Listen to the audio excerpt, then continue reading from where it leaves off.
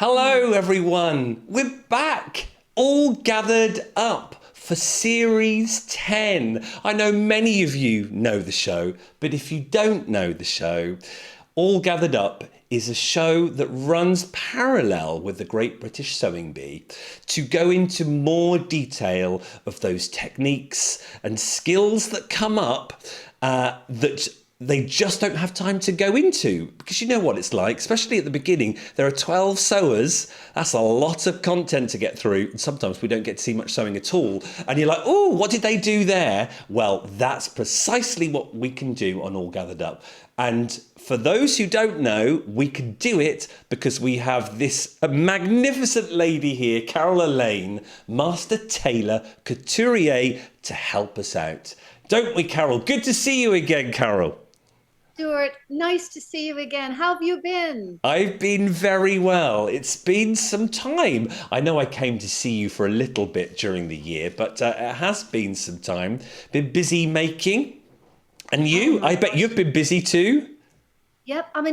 I have to say that Bespoke is busier than ever. It's Fabulous. almost too busy, but I feel really lucky, Stuart, because I think people want to invest wisely in their clothes now and really take time to think about what they're buying. And Oh, they want something original and they want to support, post COVID, I think put a lot of people in a different mood where they wanted to help smaller businesses, and I've been on the beneficiary end of that. I'm really grateful. oh, Mm. wonderful. And you're so right. People investing in their own clothes. I'm getting well carried away with it. Look, can you see my garment back there? It caught my eye. It's wonderful in red. It kind of says summertime to Yeah, me. What summertime is in it? Italy too. And that's done by the couturier who lives in my village. You know Colin. You've heard of Colin, haven't you? Yeah. He He is, crocheted he that. crocheted it, yes. He crocheted it. I saw Sean Mendes wearing it, made by a company over in America. And I said, oh my word, can you do that, Colin? And he went, of course I can, darling. And he did it from looking at pictures. That is amazing. Well, I know we can do that in tailoring, but I don't know how you people do that with a crochet hook. That is, It's amazing, and I must love to use the lessons. it fits me a treat. So I'm really pleased. I've done a little bit of sewing. I've been doing some patchwork with my American friends. Look at this block, a lava lamp. Have you had a lava lamp in your time? Oh, back in the 70s, that was the grooviest thing to own, wasn't it? Yeah, and look, this is really 70s. This one, look at that. And I've got 12 blocks, all from people around America that I've met during COVID when we were doing a lot of Zoom. And it was like kind of like a block swap. So I made 12 of these and sent them to all different places to America. And then I got 12 back. So I Woohoo. can't wait to sew all these together. This was done using foundation paper piecing. I was going to say, that's not your traditional No, quilt shape. no, Uh, it's not, and you can get way more sophisticated patterns and pictures using foundation paper piecing because it's that technique of folding on top of paper, sewing another seam, and then ripping the paper off. So you can get lots of intricate seams using foundation paper piecing. But it's a bit of one of those brain aches because you have to kind of sew upside down and look at the other way to turn it over and flip and iron. And I always get confused. I have to watch a few YouTube videos. But I've been busy sewing, and I'm sure you've been busy sewing too, haven't you? As well as oh, all your private individuals coming for bespoke and stuff. it's bridal season, and it's a lot of people want these boucle suits. So I've got several of these on the go right now. People go to Paris and they buy their boucle, and then they bring it to London, and then I make them kind of a Chanel I, inspired I could suit. say it's So a Chanel tweed, isn't it? Or Chanel boucle. very, Yeah. very close, very Oh close. So wow. people want to, bring that back into their wardrobe, which is really lovely. And Yeah. you've emailed me some So pictures of some work that you've done as well, haven't you? Tell me which about one would, tell me yeah. about this magnificent work Oh, here. now listen. This is a book that's just come out. I would encourage people to get this, put it in your library, because it's a lot of, it's women dressing women. So this goes through, it starts with early American, early French, the 1700s, all the way up to present day with, Sarah Burton and all the women designers in between, and Oh, Georgina wow. Godley. I've worked with her for 30 years. This is a really amazing piece. It's from her 70s Bumps and Lumps collection. And it was realizing the female form in reality, in its asymmetry, in its sculptural form, and what happens to women as they age. That's that particular piece. We made two of them for the Met, and it's in their permanent collection. Oh, One wow. in white, one in black. Yeah, it was a real effort, that one, because it starts out with a carved padding piece, which Oh, I made cool. out of blocks of foam glued together and then cut with an electric knife Oh, and got wow. That's big like proper box sculptural work. proper sculpture, which is Yeah. what I am so into. And we talk about tailoring, we talk about silhouette, and it is all about sculpture. With bespoke, you have a person comes into your studio, they are a piece of sculpture in themselves, and then you put another sculpture on top. So yes, it's all very sculptural. Thank you for bringing this up, because I think this is a really good book for one's library. Okay. It's a traces history of women's involvement in the design field. It's a really lovely book. And you know what? There's nothing better than having a proper book, is there? On your shelf that you could look at and read and hold. And Yeah, they're works of art themselves when you have all those books. It's lovely, isn't it? Fashion yeah, books, they are. big pictures. Some clients that have been very, loyal to me. I've bought several copies and I've given them to them for their coffee tables, and they really. Oh. So thank you, Stuart. Oh, you're welcome. It's lovely to be back. So, are you ready for 10 weeks, Carol? Yeah, I am Great. ready. This was a tough first program to watch for a few reasons. I'm sure we'll get into Yeah. that. But yeah, I've got some samples ready to show you a little Okay. tutorial on top stitching, which we discussed. Well, let's go into it then. So, week one, we had 12 sewers, and it was kind of a celebration episode to celebrate 10 series of the sewing bee. So, they went back to episode one for the pattern challenge and gave them an A-line skirt. But in episode one, the A-line skirt was, I think, 2 panels with a zip and maybe the option for it to be lined. And that was it. Now, I love move on 10 years, they've obviously thought, oh, we'll make it a bit, bit juiced it up a bit because we can't do the same one again, which I think they could have done. But anyway, that's a discussion for later on. And they made this pattern piece where I think you had, I don't know, was it 8 panels or something? And then they needed to be sewn together, then top stitched, and then the waistband, and then the button band placket, and then 8 buttons.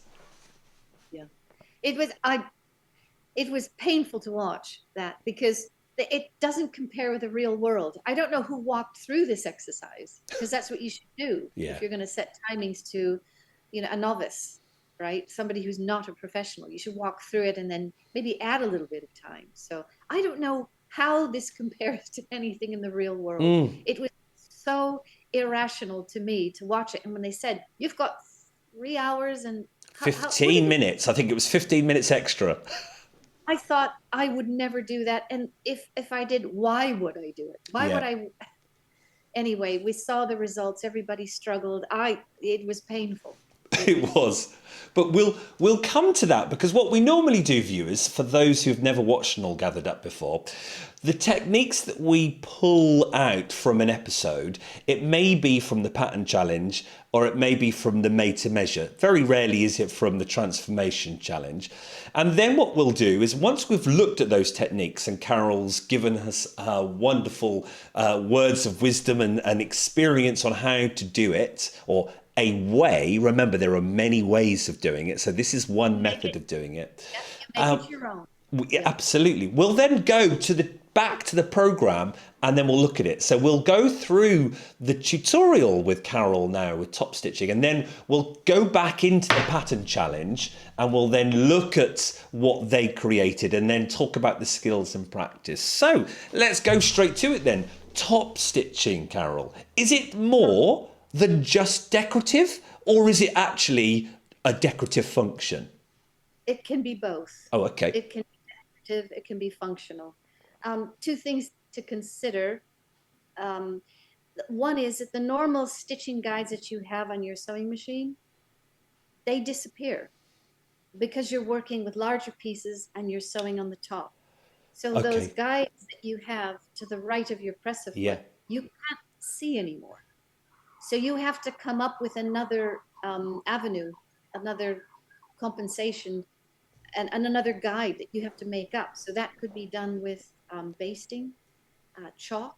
Oh, okay. Um, you could even use what you people use in the quilting fraternity, which is you could set up a quilting bar Yeah. and set that parallel. But This little you can arm. tell us about that because I've never actually used one. Yeah. So that's the first thing. You have to Okay. make another guide for yourself because you cannot see that anymore. And then the second thing to consider is that you are securing structure, you wanting to make everything very flat and very precise. So it's how to do that, how to set it up so that you get a very flat structure underneath, because what you're doing is enhancing that structure. It's building on it, and then it's Ah, decorating. So as you said, it's functional and decorative. So think about those two okay. things. And I've got some samples to show you if you're all ready. Absolutely. Go to the Everything seems cam. to be working fine now. We did have a few gremlins in the system. For some of you, this might be deja vu, but we're all sorted. So we've got new technology and we've finally got it nailed. So let's go to Carol Cam. There we look at that. Hopefully, this technology should mean there is no what do we call it, lagging, or where it needed to render. So fingers crossed. Right, take it away, Oh, Carol. thank you, Stuart. Um, the first thing I'm going to say is when you're doing top stitching, make some samples, try it out. You're going to have to experiment with thread, with a needle, and with your tension. With your tension, you're going to have to loosen it and play around. I've got an upper tension and I've got a second tension bar. And sometimes all I have to do, let's see how I can simulate this. Sometimes you just have two wheels and you have a thread that's passing through. I'm just going to simulate this. Maybe this Okay. is your tension wheel. Sometimes all you have to do is take the thread out and put it back into the tension wheel. Sometimes that works Ah, instead of twiddling the knobs and tightening or loosening the tension. Okay, a little bit about top stitching thread. This is quite a thick one. This is a Gutermann and this is a 30 gauge. It's the thickest one that I would recommend to use. Here's another spool of top stitching thread, and this one is a 40 gauge. It's thinner. You can see that. oh wow. It's thinner. Yeah. Here is an even finer. Sometimes fine doesn't mean thin, but it's just a different composition. This is all silk top stitching thread. Oh. So I've done a sample here using all three. Oh, okay. Okay, so the gauge of the thread is one thing, the tension we've discussed. The third thing is the size of your needle. Now, you need a larger needle for top stitching because you need the eye of the needle to be larger. Yeah. So I'm using a 16. Let's see, where is it? There Yeah, it you're is. there. Perfect. A size 16. I'm using the Schmetz needle, and you can try this out with your thread and just see if you can thread that. Wow. Okay. Yeah. It takes both. It takes both of the. It takes all three. So I'm going to select that size 16 for my sample. And if anything goes wrong, then I might adjust. I might Yeah. take a bigger, a smaller needle, whatever. So I've prepared a sample which I would encourage everyone to do. Now, the folks at the sewing bee, the contestants, didn't have time to do this. but I can assure you it does take time. And if you did it, it would steal some of that 3 hours. And what did you say, 15 minutes? Yeah, that's it. Okay, so the first one is, this is done with a 40 gauge. Let's just bring that forward a little bit. Oh, lovely. Yeah, that's really nice. It's a matte thread, and I'm sewing it at 5 mil.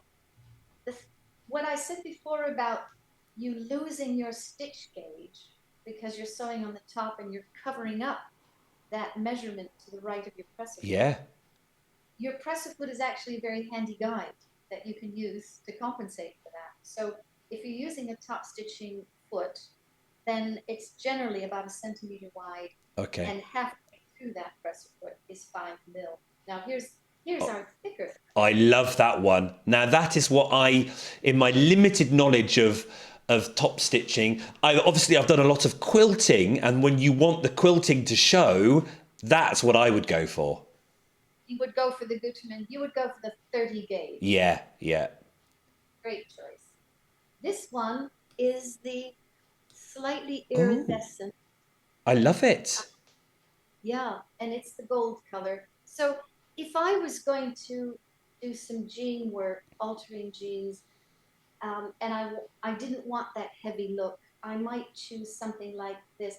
This is a 100 gauge thread, but the 100 gauge thread speaks almost as clearly, isn't it, as the 40 gauge. So you see, you're just you just have to try things out. And thickness doesn't mean that it's going to speak better or not. So I'm going to show a couple more examples. This one here, we talk about making a alternative gauge to help you. Yeah. This sample here, I'm top stitching on both sides of the seam. I love it. Instead of pressing everything to one side like I did on that sample, Yeah. I'm pressing the seam open, flat. Yeah. This is a 3/4 inch seam, but on some patterns you're going to have a centimeter seam. You'll have enough room to top stitch at 5 mil. They did in the sewing bee this first session. But what I've done here is to help me, because I don't have my sewing gauge anymore. No. I've taken a rule, I've sharpened a piece of chalk, very sharp, and I've drawn myself a line right in the ditch. Yeah. Yeah, we have, in the quilting world, we have the stitch in the ditch. Stitch in the ditch, absolutely. Yeah. So we, Stuart. Oh, cool. Excellent. And so now you've got this, and so you can ride the edge of your presser foot along this white line as you go down and square off and come back. Okay? Brilliant. So this is one thing that you can do to have an alternative stitch guide for yourself. Now, I want to show you how to create a simple hem. This is like a jean hem. Oh, yeah, at the bottom of my legs. At the bottom of the legs, the hem on the legs. Yeah. So to start off, what I've done, I've marked where I want my hem to be. Okay. And that's this chalk line. So I've given myself about 3/4 of an inch, and I've sewn, using my top stitch thread, a guide stitch at about 5 millimeters, just a small 1/4 of an inch. Yeah.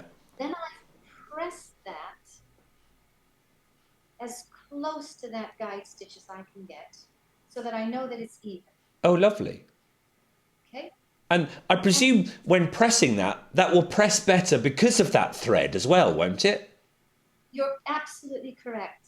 Because you've got that, you can just roll this into the iron. I love it. And right there. Yeah. Until it's right there. You can use your nails, or you can use a pin to guide that. Get it nice and crisp right on the other side of that line. And then I've drawn, going back to the top side, which is where you always sew your top stitching, I've drawn a line at 1 centimeter. And then I've pressed it just beyond that line. Can you see that? Perfect. Absolutely brilliant. Okay. So now I know that if I turn it back to the top side, which is where you always sew, and I sew it at 1 centimeter, I'm going to be using this folded edge Yeah. as my guide. And that's the stitch gauge that you can see. So you don't have to invent a new one. And then stitch that line. And then by turning it back, you can see how accurate Cool. that catches. You're a whisper away. That's incredible. See, now, So that, you've got to be brave to do that. I think I would cheat it and I would sew it that way, which I know is wrong. well, if you can sew it this way, but then you'd have to put your top stitching thread in the bobbin because you wanted, that's the bobbin. Of course. Yeah. Of course. So let's just review that. With top stitching, you're sewing on the right side, Yeah. emphasizing your structural detail. In this case, it's a hem. Yeah. You're holding all the seam allowances flat. So you're sewing through 1, 2, 3 layers. Yeah. They're all flat. And you're adding some interest Oh, I in love plain it. fabric. Okay, so that's what you're doing when you top stitch. Now let's have a look at something which is a little bit more interesting. Oh, I love this. This is fun. This is a box pleat. Oh, look. Yes. Nice little surprise. There you go. Yeah. That's a box pleat. And I decided I wanted to top stitch on both sides of my seam, which is here. This original seam is under here. That's where the seam is. That's the first one. I see. Yeah. So that's about 1.125 on the double, the box pleat. And then I decided that what I really wanted to do was to top stitch this into a point where the pleat starts to open up here. I love it. Yeah. So I took my pattern master and I lined it up with the center of the seam, and I drew this line here. Oh, yeah. And then using the guidelines here, I chalked rather, 2 45-degree lines. So what did that help me with? Well, when I'm traveling down and I get to this chalk line, I put my needle down as close as I can. I might have to shorten the stitch or lengthen the stitch, but I get as close as I can. And then I sew and count the stitches till I get to this. Wow. The middle. Point. So, 1, 2, 3. Yeah. Down, pivot the work. 1, 2, 3. I know I'm going to be in the right place to come that kind of work. And then we've all just seen how we do this hem, right? Yeah. So after this is done, then you can sew your hem and look at that. I mean, we're talking about enhancing the structure, making it strong, and adding interest to the detail. So how about that? Oh, I love it. So that's. Go on. Yeah. No, I'm going to let you talk. Oh, well, I was going to say, I know what some people are thinking now. The dreaded going back to secure. You've done your top stitching, and you're coming back round to meet your. Would you come back round to meet yourself again? I don't know. On a sleeve, maybe. I don't know. You don't go backwards. You can't possibly go backwards, can you, to secure the thread, because you're going to get another couple of lines. So what's the way to finish? You're going to get a squashed spider. Yeah. I'll show you how to do that. I'll show you how to do that with this sample. Oh, okay. Lovely. This is the final thing I'd like to show people at home, because I'm going to show you the 3 stages of what we call the jean seam or the flat felt seam. Oh yes, I'm a master of those now because I've done many on my shirts. Stuart's a master at this. I'll just text you this, and you can show it. Yes, I shall be master felled seam couturier instead of. I can't really be a tailor, can I? I love it. We giggle, don't we? First thing is, I've sewn a 3/4 inch seam. Okay. Why have I done that? Because you need a bigger seam allowance to do a jean seam or a flat felled seam. So normally a pattern might give you a centimeter seam here. I've just added another centimeter on. Oh, So I to be made safe. it re- Absolutely. Yeah. The second thing you would do, and I hope everyone can see this, is that you're going to trim this seam down to about 5 millimeters. So that Oh, side of this, it's barely a whisper. Yeah, right up close. yeah. And then the other side of the 3/4 of an inch seam, you want to press that in 5 millimeters, okay? And then in effect, you're just going to Oh, wrap that around it's all covered up snug as a bug. in a rug. There you go. It works so cool with denim because it's a easily sculptural cloth.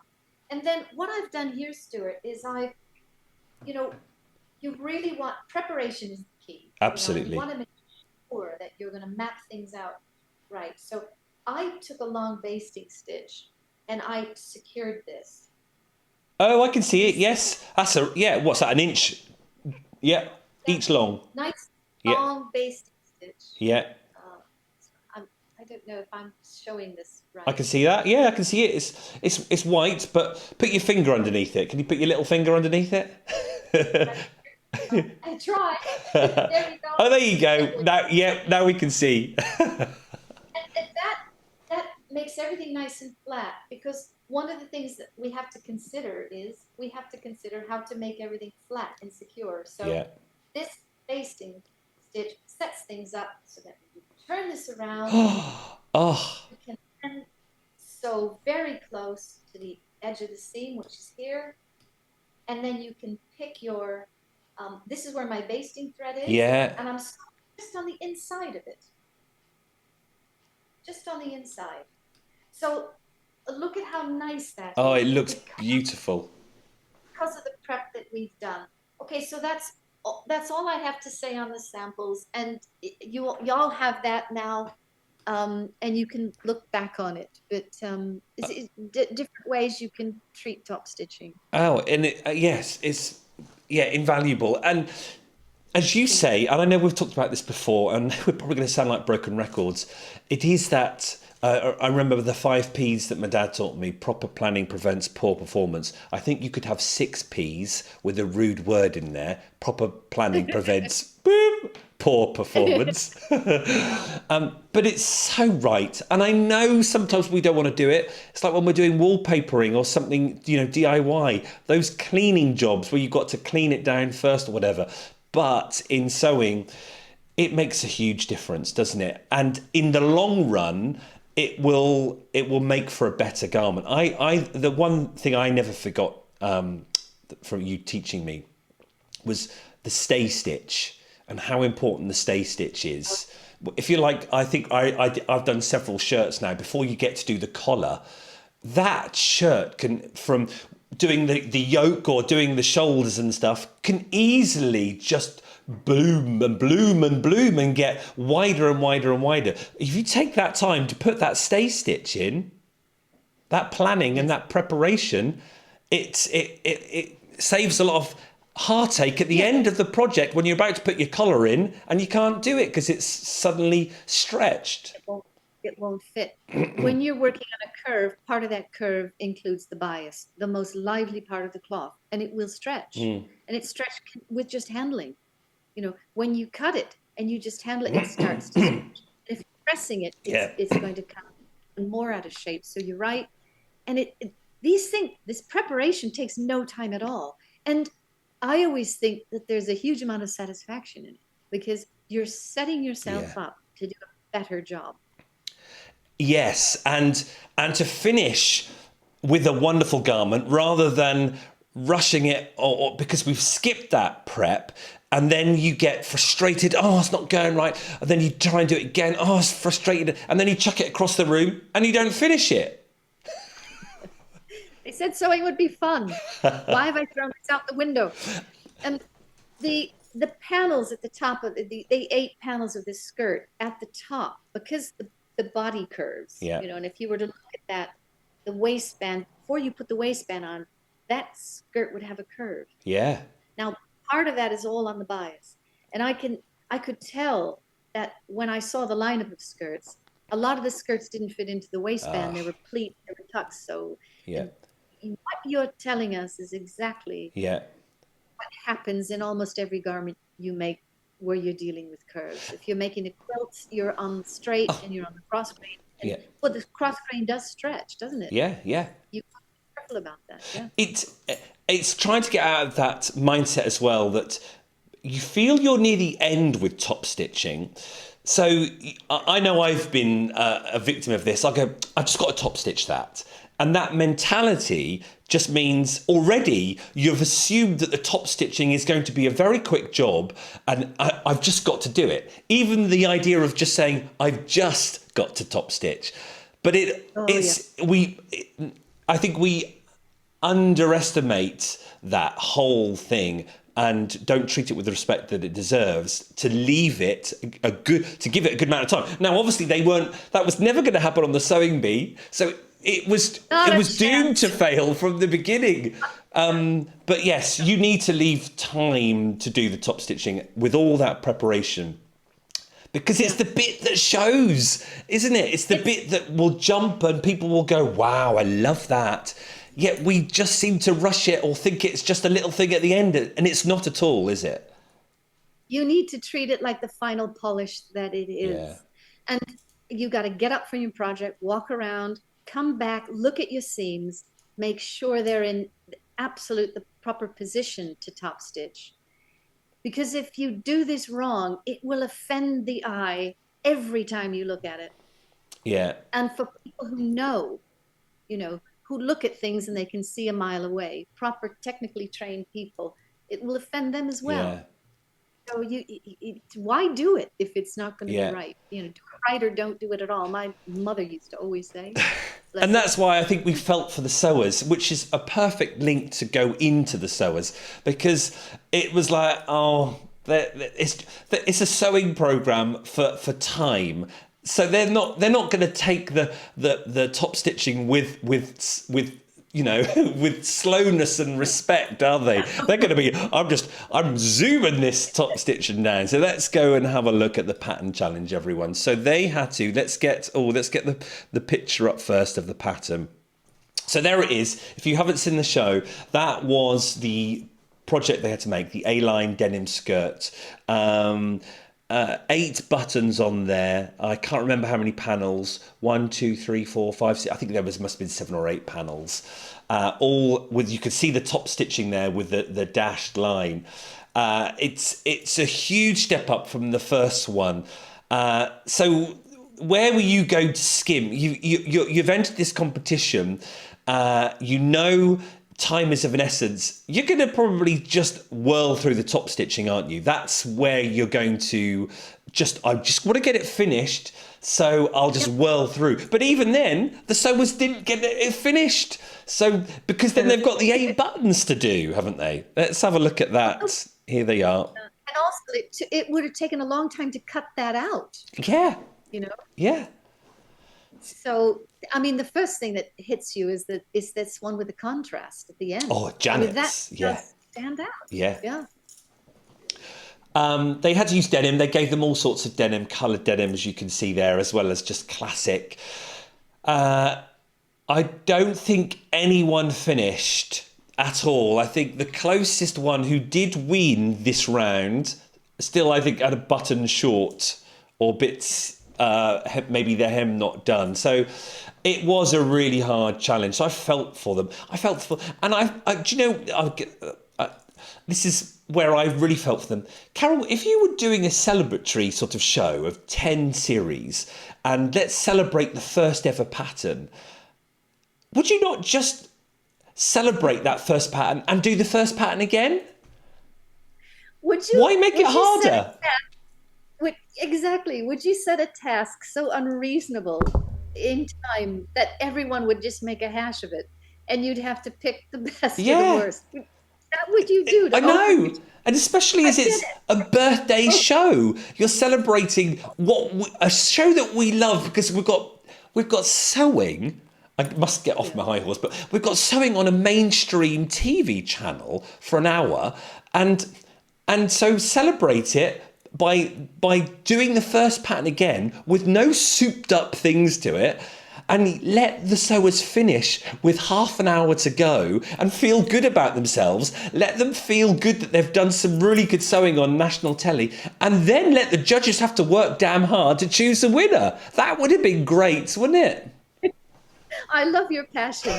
You know what I thought was rather hilarious and sad at the same time was, if you listen to the opening of the show, which I did, I went back to it and I thought, I listened to Esme, and Esme said, sewing is about self-expression. And then Patrick said, sewing is, you have to have something like a mixed bag of tricks. You have to be genuinely original. You have to have vision. Well, none of those things are useful to you in a timed challenge. Yeah. Okay? Where's the sewing machine talk? Where's your needle and thread to be skilled with your hands? How about how to read a pattern? How about how to use the accessories Yeah. of a sewing machine? Yeah. The buttonhole attachment Yeah. is not an easy thing to use. No. Why not make this, like you said, that was a brilliant idea. Just give everyone a simple skirt to make where they're all going to shine. Yes. Yeah. And then here we are, we're starting off year 10. Indeed. Because actually, if I was in that lineup, I would have thought, I'm in danger. Yeah. You know, Well, and they could have started off- finished it with balloons and yay, there's cheers to series 1, cheers to 10 years on. Whoa, we all made something.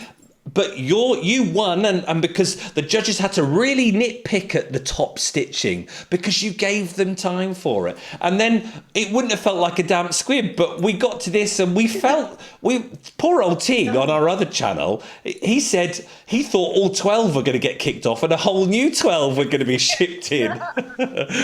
Let's have a look at them close up. Without naming any names, we're just going to go through some of the close-up shots, and you can perhaps guide us through some of the errors that were seen, probably because of that time. Yeah, so here's one with a lot of pleats of the skirt going into the waistband, and also it looks like this is wrapping left over right, which you can do that, but it's not what the directions told you to do. Okay. Okay, that's the blue one. Yeah, and of course the blue one and the grey one have got no buttons either. No buttons. Oh. The pink one is wrapping correctly. Yeah. And it looks like the buttons are never going to line up. No. Oh. That's why this person didn't even bother. Yeah. And also the pink one, I think they touched on it during the show. She's got another seam line there that I think she'd obviously sewed and has unpicked and hasn't unpicked all the thread properly, has she?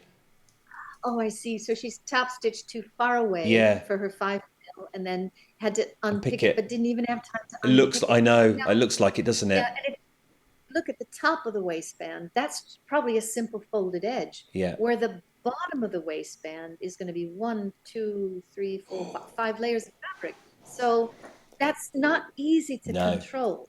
No. Okay. Oh, that's oh dear. Oh dear. Oh, button lining up. We've got a question about that later on, so we're going to come to that question. But yes, they've put the button in, and then the button hole is nowhere near the button. Yeah, and it's a vertical buttonhole when it should be a horizontal button. Oops. Oh no! But the top stitching though, that's a very fine stitch. I suppose you can technically use any stitch, but you like a longer stitch. I do. Yeah. Yes, about 8, 9 stitches per inch. Yes, if you can get that. Yeah. Just almost go to the basting stitch on your domestic machine. Oops. So so here's this is legitimate problem with setting up the buttonhole attachment, because you don't really know where the buttonhole is going to start unless you set that attachment correctly. Yeah. So it looks like that was a surprise when you put that first buttonhole in, that it extended beyond the placket to the left there. So maybe this person just thought, oh, forget it. The buttonholes are never going to line up. Yeah. And maybe the buttonholes should have been the color of the denim, not the top stitching. so that. And in an And ideal world, what would we do? We would get the scrap denim and mock up a placket and then just run that through the buttonhole maker on the machine so you know where it's going to start and finish, wouldn't you? But that's a very good obviously idea. they're in a competition. They can't do Yep. that. Oh, Oh I dear. know. Okay, so something has, I think this. I've never used those little clips in sewing. Oh, I love them in patchwork. I think the sewer got confused of where this was. I think thought it was at the bottom and cut the band the wrong way or something. Ooh. Oh, okay. So, right. So I'm pointing at the screen like you can all see. Now, I, go on. right. Yeah, Okay. And again, yeah, is that the same buttonhole we looked at before, which extended yeah, I beyond think the, so. Let's go back to the close up. again, That one. gathering into the waistband there. And, oh, I see. She thought the Oh, top, she treated the top of the band like the I bottom of think the so. band. Yeah, I think that's what she said. So she lost an inch Yeah, and a half on the hem. Now this one kind of sits well doesn't it? over the, yep. It's left over right, which is not what the pattern said, but her top stitching looks good. And her buttonholes, are they real buttonholes or are they just slashed? Anyway, it looks like they Some fit the space some for the had just button. slashed them. They didn't even get time to do the actual buttonhole, did they? Oh dear. This was brave. White denim with black Oh, contrast top stitching. true enough. Yeah, absolutely right. That is the highest contrast you can get. Yeah, black on white. And did we get one buttonhole done? And I mean that, oh dear. I can see a second buttonhole below. So they made two Yeah, buttonholes, but not the I top. know. It's That's It's just why didn't they? heartbreaking, isn't it? Now, and obviously they've all struggled, so it's not just one or two. So maybe, oh, let's get rid of that. We've seen, oh yeah, look, there's, oh, not even, yeah. Oh, this one here though is the winner. This is, I'm getting learning names. Pasha. She got Mm, closest to finishing with the hems done and 7 buttons done. that looks in comparison, that looks pretty darn good, Yeah, doesn't it?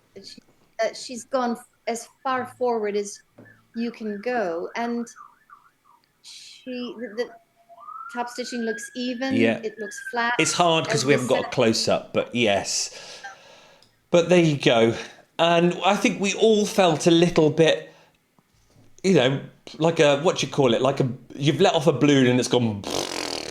We all felt deflated. Like, I think the whole audience went, oh, wow, well, that was a round and a half. No one got anything finished. So therefore, we all then knew it's not the sewer's fault. We're all then blaming the producers, and then there's me saying, why did they do that? Why did they just not choose a basic pattern? And then they could have all had a lovely time, and the judges would have had to work hard. Imagine that, having to really judge who I know that celebrate good work rather than are oh absolutely right. And that's the word I thought of is why. yeah It is somebody said, make this skirt in 3 hours. I'd go, what for?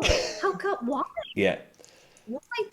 So they all went into the transformation challenge thinking, what? Hey, indeed. Well, just scrap it because any of you could have got. I suppose that might have taken away the nerves because they were like, well, none of us finished really, so we we might as well just forget pattern challenge completely. So let's just do 2 rounds rather than 3. That's what I would have That's done. true. That's the good side of it, isn't It's it? They well, were you like, have well, to, I but was bad as everyone else. yes, But but that's not the word. It's not their fault. it's absolutely, and I just think that's where I just think something was missed there. If we were being really picky in the production team, sorry, production team, but I hope you think we're doing this respectfully. That I think you've missed something there. You could have just chosen I that agree. the same pattern because it was 10 years ago. We can't remember it, though I know we can watch it on iPlayer, but we wouldn't have gone, oh God, this again, would we? And do you know what? Even if we did, I don't think even if it was more recent, I think we would have just gone, oh great, yeah, we can compare to see the sewers on how good they are. But there we are. I mean, a simple thing made Yeah, beautifully is a thing of yeah, beauty, and you admire it. You yeah. stand stand in front of it and you go, wow, look at that. Yeah. Instead, it was, I know. And I think the whole nation would have gone, wow, too. I love this programme, rather than, oh, this is just, moaning. But anyway, after we've done the tutorial and then looked at whichever round we're looking at, we hand it over to you for some questions. So at the end of every show of the Sewing Bee, which is Tuesday night, I'll do a post on YouTube and Instagram, and you have an opportunity to drop your questions and I'll put them to Carol. And I did that after the show, and we got a couple of questions, Carol. So, are you ready? What do I need? You will need some buttons at some point. Kind of buttons. Right. Well, let me read you the question, and then you can get rummaging. Okay. So this is Shari. Can you remember Shari? She did some from Canada. She'd done some masterclasses with you at Practical Stitches on YouTube. You must go out and check her channel. She's a sewer. She does live sewing. She makes fabulous garments. You must do that. Go and subscribe, because if you like joining in with live sewing chat, then that's a great one.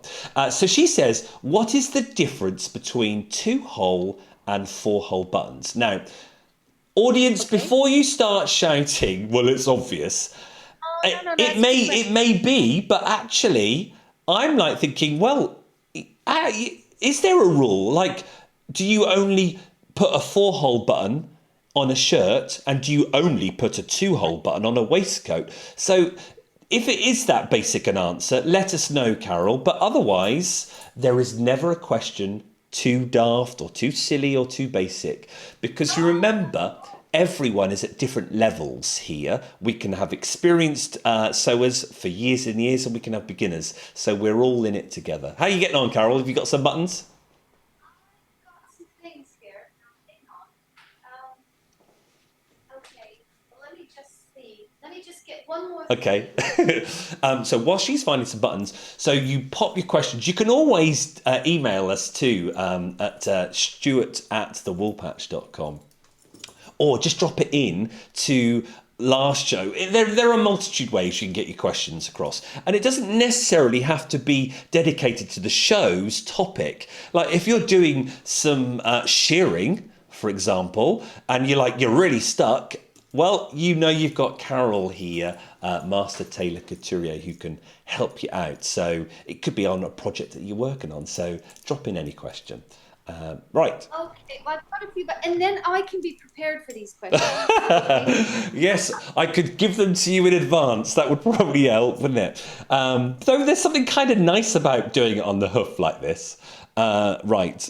Even though we did technically, for those who might have caught the show before with our technical challenge, right. That's the beauty. We record live. Even though it's recorded, we don't stop and edit. Right, let's go to Carol Cam. Look, yes. Oh, what have you got there? Now, I've got a 4-hole button. Yeah. Just 4 holes. I have some 2-hole buttons. Okay, let's go. Okay, so let's do that first answer. Is there, what was the question again? I've forgotten. What is the difference between a 2-hole and a 4-hole button? Is it just the button holes, or are there rules? A 4-hole button has 4 holes. Okay. That's it. All right. A 2-hole button has 2 holes. That's where let's start there. Okay. Okay. All right. Now, is there then a silly rule for you can only put a 4-hole button on a shirt, or you can never put a 2-hole button on a shirt? Are there anything like that? No, you do whatever you like. Oh, good. Technically, a shirt button. Here's a shirt button, the tiny. Oh yeah. Shirt buttons are 4 holes, and you can put a 2-hole button on a shirt. It's not a problem. Oh, okay. Good. Design whatever you want. No, there's no rules. So that's the answer to that question. Just maybe this would be interesting. Can you see these 2 buttons? I can. Here? Zooming in. This is a center front button of a jacket. This is a tailoring button. It's made of horn. This is a polished horn button. This button is about 5/8 of an inch in diameter. This one is about a half an inch. This is for the center front of the jacket. This is for the cuff Ah, of the jacket. okay. These are fashioned beautifully. They're no problem taking 4 drilled holes. Sometimes, as within like a shell button, and there's some beautiful ones. I mean, look at this. Oh, I'm loving them. Look at that. They're all 2-hole, and I think it's a more delicate, fibrous mother of pearl. This is an Italian button. Oh, of course, And nothing but the best. Easier to manufacture, and it's safer because there's less breakage. If you were to try to put 4 holes in this mother of pearl, you might, they might all merge into one. Are they all mother of hole. pearl? Oh, they would look really cool on a baby garment rather than some, dodgy old plastic. And these are beautiful. These buttons are just stunning. I love these so much. But again, they're either 2-hole or they're buttons with a shank. Oh yes, I call them mushroom buttons. That's a mushroom button. Okay, thank you, Stuart. Here's 2 more mushroom buttons. Black tie, and then this is just a plastic one. But it's easier to manufacture a more delicate button with 4 holes. So I've got here a mother of pearl, which is a larger button, and that has 4 holes. It can take it. Yes. It looks thicker too. Is it thicker? Can we see it side on? Yeah. Oh yes, yeah. It definitely Brilliant. Okay. You can do whatever you want. There really are no rules, but I would say in tailoring, the tradition is to use a 4-hole button. Okay. So the center front and then the top. Fabulous. And then for a shirt button, and I guess you get a better balance because you have 4 threads going into the back, and then when you wrap your thread around it to create this shank, which you call your mushroom button, your curtain shank, which all these have, then you get got pickle. You get a pickle them up. Space. I know. You get a space between. Oh yes. Socket. Yeah. Okay, and then there's room for the button to go through the buttonhole because there's a shank on it, and then that solves that problem, okay, of having to line something up perfectly. Yeah. Because if you sew a button on with a machine, yeah, there's no shank. No.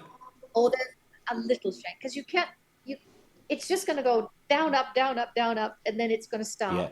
And then the machine can't wrap. No. We haven't perfected the machine yet. Actually, that leads us. You pick the buttons up. It leads us nicely onto the next question, actually, which is from where are we? Thanks, Shari, for that. This is from Becky via YouTube. Is there a surefire way to get buttons and buttonholes to match up? I tried sewing a 4-hole button on with a machine, but got very muddled up with what the back threads were doing. Oh, I feel for you there. Any tips? But actually, they then say, I gave up and did them by hand. And actually, I think that was probably the better thing anyway, don't you think? Doing it by hand? Sew your buttons on by hand. So it sounds to me like there's 2 things going on here with this question. One is, why did the machine jam up and create a squashed beetle on the bottom of the button? And then moving on from that, how would you match up the buttonhole to that button? So there is a way. I'm thinking if I'm doing shirts or a long button line, sometimes what I do is I'll center the plackets one on top of the other, like that skirt we just saw in the pattern shop. Right over left as worn for a woman. Center the plackets. I would always make the buttonholes first. Make sure they're perfectly evenly spaced. I'm just going to get my shirt. You got a shirt? Yeah. Okay. So that's where my buttons are going to go. So I've only just made the button holes. Okay, good. And they're vertical. It always wants to focus on my face. Yes. Very nice. Oh, that's your. I recognize that. Oh It's your yeah, that's my Becky. my hand dyed shirt out of a tablecloth. Everyone. So Wow. I've now made the buttonholes. So what have I got to do next with these? So what I would do is I would center that placket left over right Okay. on top of the other. So your buttonhole placket goes on top of your button placket. And when you're happy with the alignment, get yourself a straight pin Yeah. Oh, where's? and put a pin through the precise center of your buttonhole. Yeah. Just getting there. You wait. Right. So I finished picking up my So buttonhole. left over right. Yeah. Right. The buttonhole goes on top of the button Yeah. placket. There's nothing on the button placket now. That's what we're going to mark. So have you got a pin to Why? hand or Considering or we one had of some those- tech issues, I did have a pin here before, but oh God, where could that be? It's probably on the floor now. Right. I'm just going to go over to my machine. This is a really easy way. You can mark one button at a time. You can mark them all. Let's And then you re-plug can in. test it. So and then put the pin Right through the center of your button the hole. center of the length of your buttonhole. What's your buttonhole is about 5/8, 3/4 of an inch Yeah. long. Okay, so you need to put your pin right through the center, go all the way through the button placket. All right. Oh, I see. Oh God, that seems so obvious Peel now, away. doesn't it? Peel off the buttonhole, peel the buttonhole off the pin, keeping the pin into the button placket. Peel that off, and that should be your mark. My mark And there. that should be the center of your placket. There. Yeah, Yeah. that's it. Okay. And then I just have to do that another 7 Yeah. times. And it's nice if you can put it over a sleeve board or something that has some padding in it. Okay. You can just put your pin all the way through, hop along each button hole, putting that pin right through the center, peeling them all off, and then you should have a line of like soldier pins standing up. Absolutely. That makes And then you can sew one button on, and then redo it, recheck it. Sew your second one on, recheck it. makes so much How does that sense. sound? Now I'm thinking for Becky, let's rewind even more. These guys making the holes in the first place, how do you make sure they're all the same distance apart to start off with? Well, okay, so you've got a buttonhole attachment, or are you making them by hand, or are you zigzagging? How are you making your buttonholes? I'll probably, let's say I'm going to cheat and I'm going to do it on the machine, but how do I get that, how do I work the placement between that and that and that before I even go to the machine? Right. Well, you can look at a sample shirt and see. Okay. Generally, the buttonholes are about 3.5 inches apart. I'm wearing a shirt. This is good. So you have your top neck button. Yeah. And then the second button is generally quite Close. close. It to is, that. isn't it? Yeah. And then your third button Okay. is about 3.5 inches. Now this is a lady shirt. Oh, how perfect is this? So, okay, this is 3.5 inches apart. Okay. So you go from the top of your buttonhole Yeah. to the top of the next buttonhole should be 3.5 inches. Rough. I'm guessing if you're following a sewing pattern of a shirt, that they would give you the placket and have a little dot and a dot and a dot and a dot, and they would mark where you make it anyway, I presume, would they? They'll do that, or they'll just have a placket pattern, and then they'll have a button placement pattern. Oh, I see. So that would be separate. So when your Yeah. shirt is done, you cut that out, and that would be net. That the button placement pattern will be net. So you just push it up to the collar stand, Yeah. that down to the hem. It all should fit in net, and then you can just mark your Brilliant. buttonhole position. And actually, so they are, Becky. Hope that helps. You're going to be doing it by hand, I'm afraid. And that actually, I think the rest of Shari's question was that should there be an uneven amount of buttons on a garment, such as a shirt? 7 buttons, not 6. Right.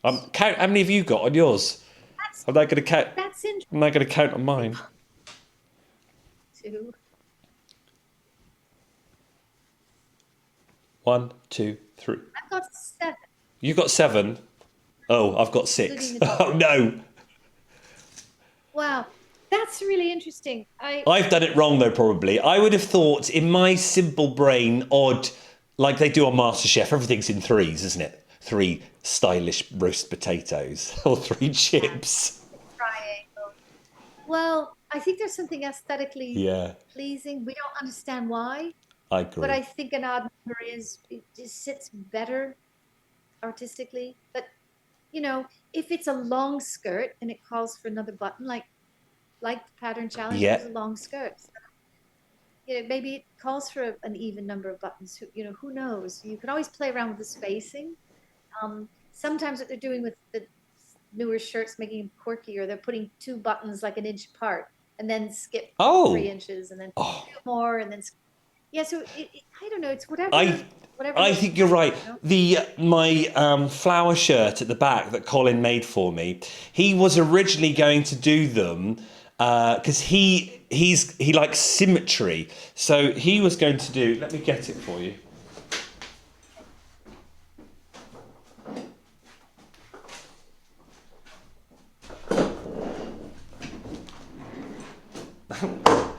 That's summary yet specific. Look at that. Here we are. He was going to originally do them 1, 2, 3 symmetrical down the front and do 1, 2, 3 because he said he likes symmetry, and I was like, ooh, I don't know whether that looked a bit too formal, the symmetry, the symmetricalness of it. I said, oh, can you not put them on the huh, as we say here in Suffolk? So he did. So we've got outside and then slightly on the inside, and then this one slightly on the inside, and so they're sort of uneven, but they're kind of also, it kind of works, doesn't it? Works totally, yes. And then you've got on your left sleeve as worn, you've got the flower quite Yeah, front, yeah, and then on the right sleeve, the sleeve that's closest to you, yeah. that is On more toward the that, middle of the sleeve. absolutely. So, yeah, And then, I really like that place. and then, have we got some on the back? Of course we have. Look at that. Oh, that's genius. Isn't it stunning? And he did all this. So the garment was made first out of red crochet, and then he crocheted the flowers separately and the leaves separately, which he was cursing at me about, and then he sewed them all down. It is phenomenal. I know you'd like to see the inside. Do you want to see the inside? Oh, yes, please. How? Oh my gosh, look at that. And actually, So isn't that's that quite so discreet? There's not loads of threads there. It's so flat. very efficient It's job. it's phenomenal. It's absolutely phenomenal. And this is where I love doing these shows, because I come sit back down again. That was a bit.